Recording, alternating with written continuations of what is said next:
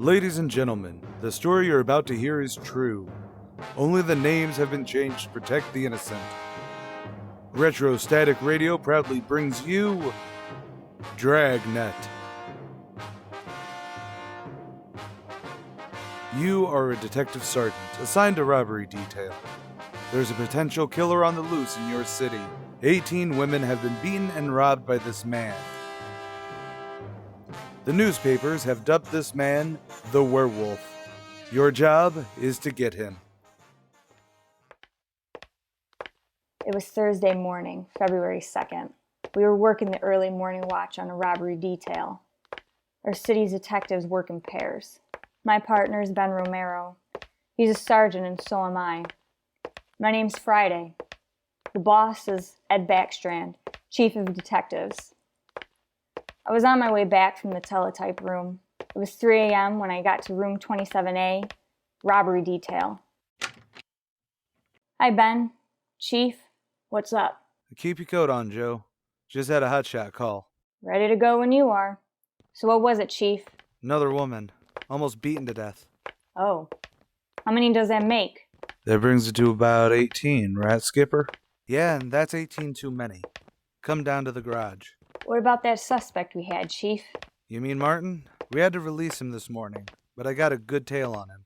Henderson. We got any reports yet? Nothing definite to hold him for. Well, if this isn't Martin's job, Skipper, then we start over and work night and day until we find the right man. There's my car. Let's go. Ben, you're driving. Oh, of course I am. Do we have a good description yet of this guy, Chief? Pretty sketchy so far. Supposed to be tall, dark, with long black hair.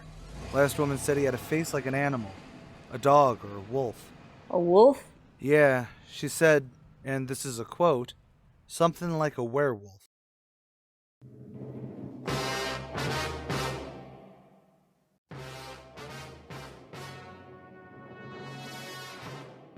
A werewolf. He almost had to be that way from the way he operated. Either an animal or a roving maniac. One thing we were sure of, though, is that he was smart and he was dangerous. For almost 2 months, he's prowled the streets in a stolen car in the early morning, usually between 3 and 5 a.m. And the victims were always lone women, typically waitresses going to or from work. He dragged them into the car, beat them until they were unconscious, rob them, and throw the body into the street. And that's just what we found when we pulled up to the curb on the corner of 8th and Grand. One cruiser car was already there. So was the ambulance. About a dozen people were standing around, gawking at the body of a woman sprawled across the sidewalk. 2 officers were talking to the only witness, a thin, sallow-faced newsboy. His story didn't give us a lot to go on. Like I was telling these cops, "Hey officers, sir, I was walking up A Street on my way home like usual when I sees this blue Chevy sedan pull up down the block and chuck out this dame's body. Naturally, I didn't know what to think, so I..." Did you get a look at the license plate? Well, no I didn't. In truth, I was trying hard to not, I was just plain scared. So what'd you do after you saw him throw the body out, son? I just stood there for a minute and the fella in the car just drove right on past me. So you got a look at him? Sure did. How close were you when he passed? Well, now, it couldn't have been about 8 or 10 feet away. I was right over by that lamppost near the curb, so... And you'd recognize this man if you saw him again? I don't know about his height or his build or his weight, but mister, his face I'll never forget. Why do you say that? It was just like the paper says about him, right here on the front page. See? Woman says attacker looked like a werewolf.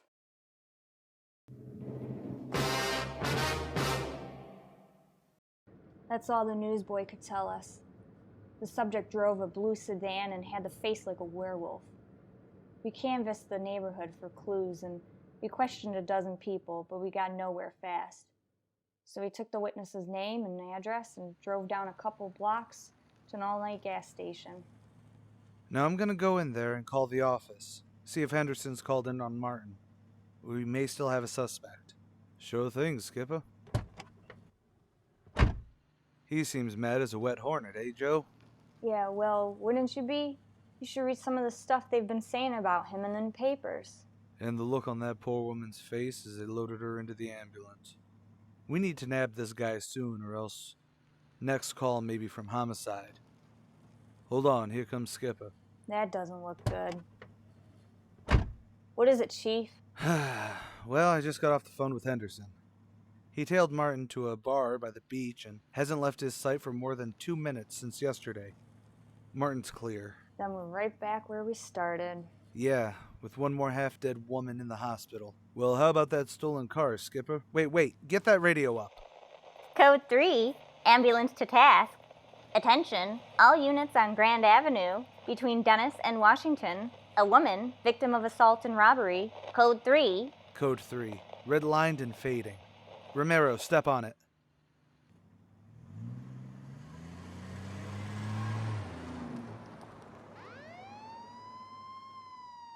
We couldn't be sure. It sounded like another one. 6 minutes later, we were there. Same story. Werewolf. The next day, the chief ordered the number of cruiser cars doubled in the Central District. This was for the early morning watch, with plainclothes officers walking the beat to back them up. Then the newspapers played it vague, and just 2 days later, the story was on the cover of every front page in the city. Maybe that should have made the werewolf lay low, but it didn't. He had claimed his 20th victim. Oh, hey, Joe. The report on the blue sedan he stole I left on your desk for after the meeting. They found it over on Creekhouser Road. Any luck with that? Not one single fingerprint or scrap of evidence outside of victim's blood. Anything we can use? Nothing. How about auto theft detail? Same old story, Joe. Steals a car seemingly at random, uses it once or twice, and then dumps it. Never leaves a thing behind. That's great. We're sure moving fast. How about that big guy that got picked out of the lineup this morning? I checked his alibi. It's perfect. Now we don't even have half a clue. Yeah, well, we're here. Ed's briefing the policewoman on the plan for tonight. All right. You've heard the reports and understand how the suspect operates and what I want you to do. Remember, all of you forget that you're police officers. Change the way you walk, the way you carry yourselves. That's the parts you're playing. And be careful and don't take any chances. Oh, good, you're here. Detective Friday? Just to make sure you look the part, we're spotting each of you at various diners and coffee shops throughout the Central District. So from 7 tonight until daylight tomorrow, each one of you is going to be a waitress. You got that? Okay, Ben. You want to give them their assignments? Sure thing, Joe. Here's where it lines up. Jessica Clarkson at the Top Hat Cafe. That's the one on 9th Street near Wesley. Katie Walsh, Joe's Coffee House near DeSoto. Brittany Barnes, you get The trick of using decoys to lure out a suspect wasn't anything new, but we figured that it might be an old trick that might land the werewolf behind bars. At 7 that night, Ben and I did our rounds and found each of the policewomen in their roles as waitresses. The overall plan was simple. Each of the women would work these shifts, and around 3 and 5 would leave, walking like they were on their way home. We mapped different courses to throw out as much bait as possible, yet not look suspicious. Each officer, by the time they left their spots and stepped out into the deserted streets, would be on their own. We had plainclothes officers planted all along the way, at designated intervals, but a big element of chance and danger was still there. All we could really do was cross our fingers and do our best.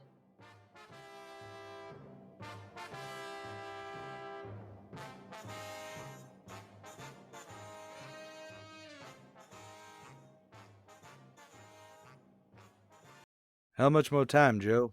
Let me see. She's doing about 2 minutes. It's the waiting that's getting on my nerves. It won't be long now. Oh, good. This corner door may be a good hiding spot, but it's a bit snug. Quiet. I hear someone coming. Who is it? Can you see? Wait a minute. It's Clarkson. There's a man following her. Big guy, too. If it's the werewolf, where's his car? I don't know. Maybe he changed his plans. Get back. Here they come.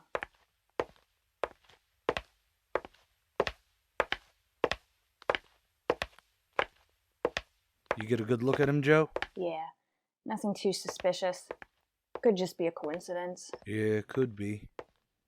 They got a good lead. Let's go. Stay in the shadows. Hey, Joe. Where'd that guy go? Coffee shop. Up at the next corner. See? Oh, yeah. That's him turning on the lights. Looks like it was a false alarm, Joe. Let's check it out anyways. I didn't think we'd be that lucky on the first try, and we weren't. We asked the man a few questions, and it didn't take him long to show us that he was the owner of the coffee shop. So Ben and I went back into our little hideaway to wait for the next decoy. We covered that 10-block course 6 times that morning, back and forth, following the bait. But it was like our guy could sense a trap. Not once did we even get a nibble. By the time our last decoy came, it was almost daylight. When we finally got back to the office that morning, Ben and I were ready for sleep, but it looked like we weren't going to get it. We were just about finished going over the overnight reports, hoping to find some dangling thread when the phone rang. Robbery, Friday. Yeah, I hope not. I have a date. Hey, Joe. This is Wilkinson from Auto Theft. Hey, Wilkie. Got anything for us? Well, not much, Joe, but might be something. Just got a report of a pair of stolen license plates. Oh? Yeah, I know, not much of a hook, sure, but might just be your werewolf fella. How come? Yeah, just a hunch. After 13 years, you start getting a feeling about how these guys think. Maybe even start to think like them. Thanks, Wilkie. We'll check by in a couple of minutes. Pair of license plates stolen last night. Wilkie's got a hunch that it could be our man. Might be an angle, Joe. If that werewolf guy would hold on to a car for longer than a couple days, we'd have a chance at him. No, he's too smart for that. I don't know. Sooner or later, he's gotta make a mistake. I hope so. Come on, let's check with Wilkie. When we checked in with Wilkinson, we got the best news we had in days. On the average, 95% of stolen cars are recovered or located within 24 hours. Of the remaining 5%, Wilkinson narrowed down the number of cars the suspect would be driving based on his previous thefts. Now we had 6 cars to choose from. Well, there they are. I bet you if you catch your man tonight, he'll be in one of these cars. Let me see, huh? 2-door black sedan, a convertible, I don't know, another sedan, green, blue coupe, black coupe, and a gray convertible. That's good work, Wilkie. At least we have something to look for now. Yeah, you're right. Wilkie, you got the numbers on these stolen plates you were talking about earlier? Yeah, right here, Ben. They're already up on the hot sheet. Good, keep us posted, huh? Always do, Ben. See you later, Wilkie. Yeah, bye, Wilkie. Well, that's a good break. Should keep us busy tonight. Tonight? We're setting another trap. Same thing as last night. Same women, same routines, everything. Only let's hope this time he steps into it. Otherwise, I'm gonna admit that this guy is starting to get me mad.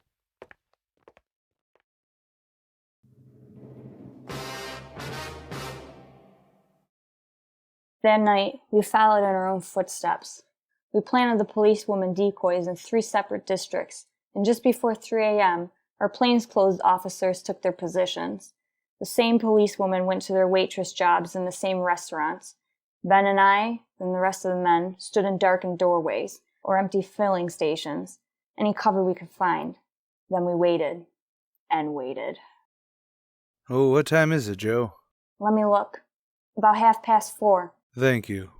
Any sign? No, nothing yet. Come on, stay in the shadows. And that's how it all went until morning. Same plan over and over until daylight. Ben and I would go to the station, go over the day's stolen car reports with Wilkie, catch a few hours of sleep at home, and then do it all over again. The next night, then the next morning, the night after that, then the morning after that. 5 days later, Ben and I were ready to call it quits. I can't figure it out, Joe. Guy's either psychic, or he can sniff out a cop a mile away. Well, at least we have that stolen car angle left. Got anything for us this morning? Well, yeah. Just about to call you, actually. You should let me solve your cases from now on. Why, what'd you get? The boys picked up 3 of the 6 stolen cars since yesterday. What does that leave us with? Here's the 3 that are still missing. 4 X-Ray 763. Yeah. 5-6 Young 342. And 6-1 Robert 315. You get that? Yeah, thanks. I owe you a drink later. Good news? Are those missing cars we've been looking for? Wilkie's boys picked up 3 of them. The only ones we're looking for now are the blue coupe and those 2 convertibles. Romero, Friday. Sure thing, Skipper. Come on, Joe. What do you got, Chief? A woman out in the hills just called us with this. She said she walked down to the corner by her house to mail a letter last night. On the way back, car pulled up and the man inside tried to drag her into the car. Description? Big, heavy set, dark, same thing as all the rest. Well, how'd she get away, Skipper? She said she started running the minute he made a motion towards her. When he saw her run up the steps to her townhouse, he hopped back into her car and left. Why didn't she call up before now? She hasn't gotten a phone. She was afraid to leave the house until this morning. Sounds good, Chief. Got her address there? Yeah, here you go. Mrs. Eugenia Woodcock, 1237 Winslow. This could be what we're looking for.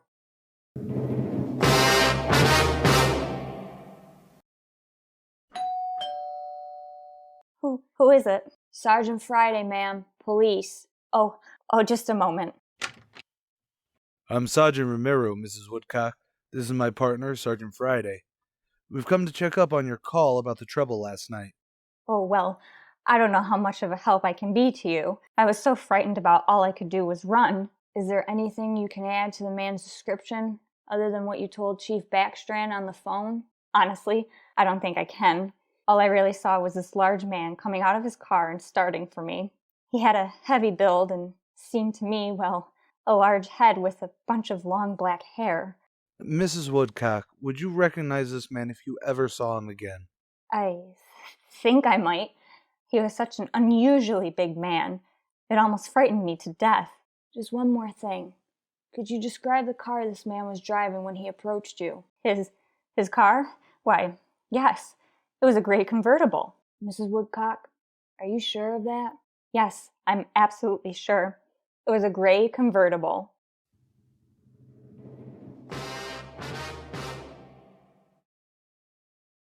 Sometimes when you're on a case, you just chase yourself into circles for weeks, trying to fit 2 little pieces of a yard-long jigsaw puzzle. A lot of the time, you'll find the answers where you least expect it. But once you get that feeling that you're finally after the right man in the right way, there's nothing that'll shake you. Ben and I got back to headquarters. We went straight to the chief's office with the story to have him stake out the gray convertible. In other words, if any officer spotted the car, he reported the car but stayed away from it.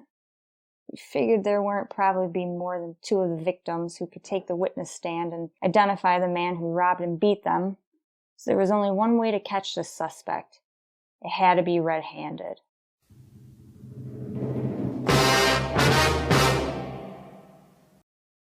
Here you are, Joe.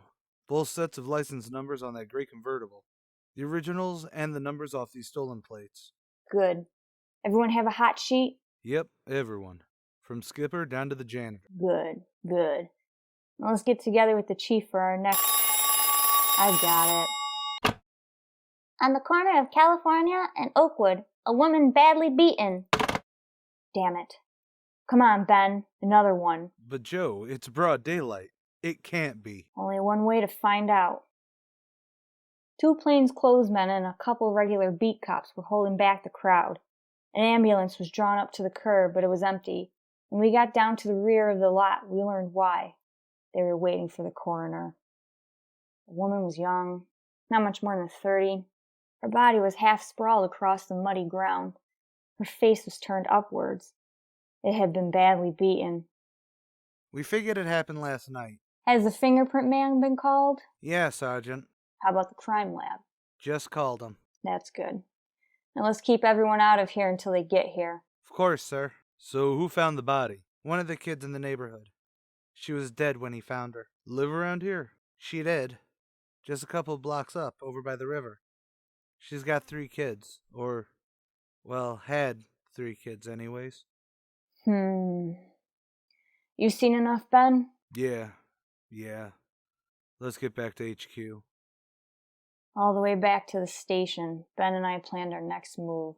By the time we got back to Ed Backstrand's office, we knew what had to be done.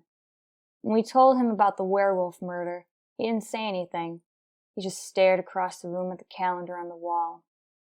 For what feels like an eternity, he just stared until bringing his hand down hard on his desk. I'm only going to say this once, so get it straight. That guy has pulled his last job in this city. He's through robbing and beating women, and he will never commit another murder.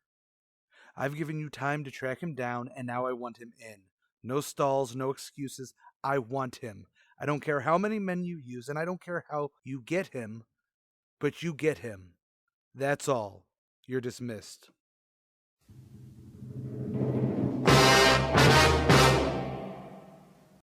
Ben and I worked all that afternoon, right through dinner, right to 8 o'clock.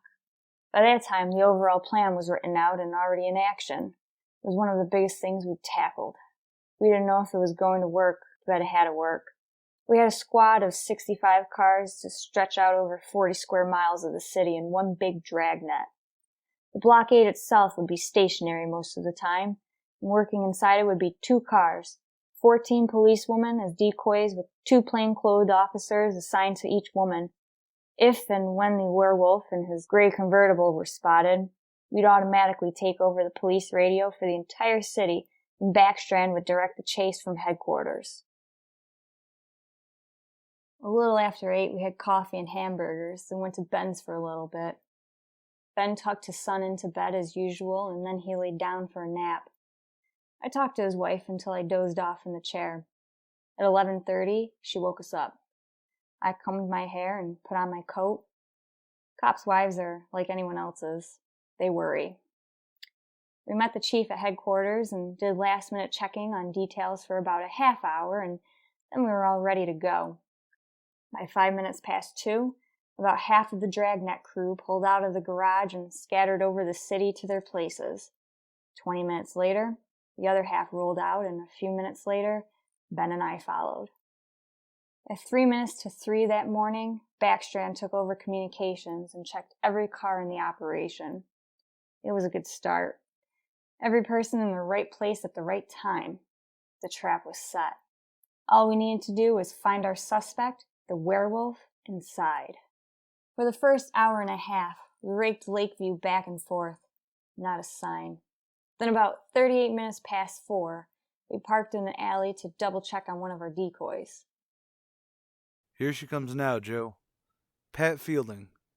Her feet have to be just about as tired as mine. Yeah. See anything else, Ben? Quiet as a church. Wait, you see that? Car just turned the corner, heading the same direction she is. Joe, it's slowing down. It's slowing down beside her. Joe, it's a gray convertible. Joe, it's him! He's seen us. I got Patty. Ben, get down. He's got a gun.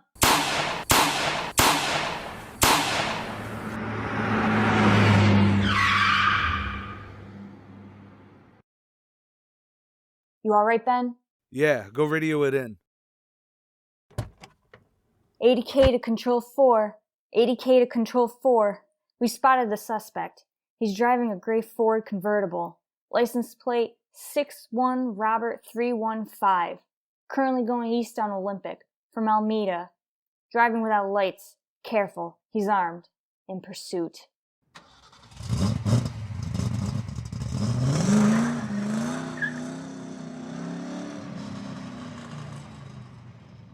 He had a fast car and knew how to use it. We almost lost him twice. After our radio in, Backstrand took over communication. Control 4 to all units. Stand by. Units 11A, 12, and 13R close in on the intersections of Olympic and Laredo. Units 41, 42, 45, and 104K move in on the next 4 crossings to keep down traffic. To the north and south, units 105K, 14A, 17R, and 43T block all main arteries. For the next half hour, the 65 cars of the Dragnet have pulled in like a noose around a 5-mile area. Ben and I hoped it was just a matter of time.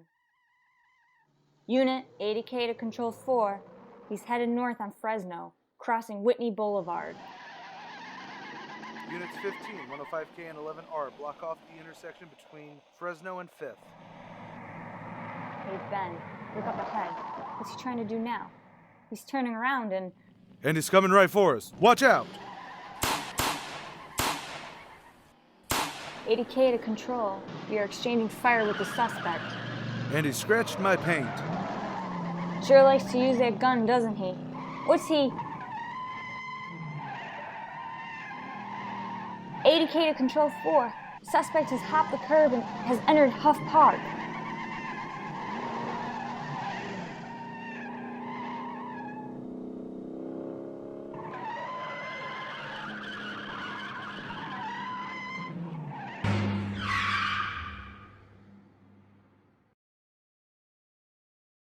"80K to Control 4. Subject is out of vehicle. Cornered by the Joseph Huff statue."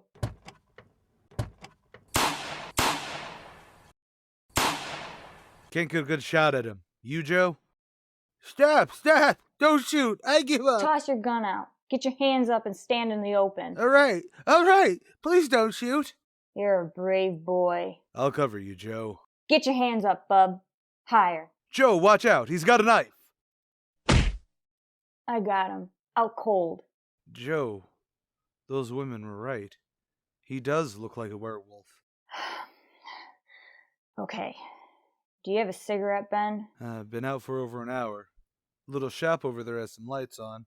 Probably can get some. Okay. There's a crew from 105K. Take this guy into robbery, will ya? Sure thing, Joe.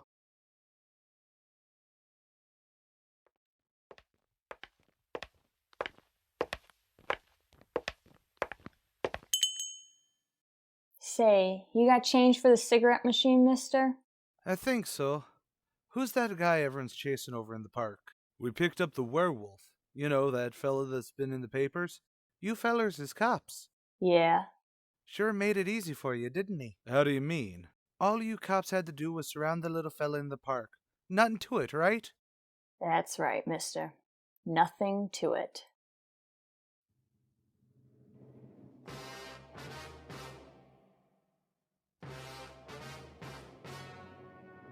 The story you just heard was true. Only the names were changed to protect the innocent. That was Dragnet. Next week, Retrostatic Radio delights in bringing the longest-running daytime drama, The Guiding Light, back to air in a 2-episode special. If you enjoyed the broadcast of Retrostatic Radio, please become a patron at patreon.com. If you'd like to become a sponsor for the station and are a small business or something like that, email us at retrostaticradio@gmail.com to discuss our special offer. Sharing is caring, so please follow, share, and subscribe. We're on every major social media outlet like Facebook, Instagram, and Twitter.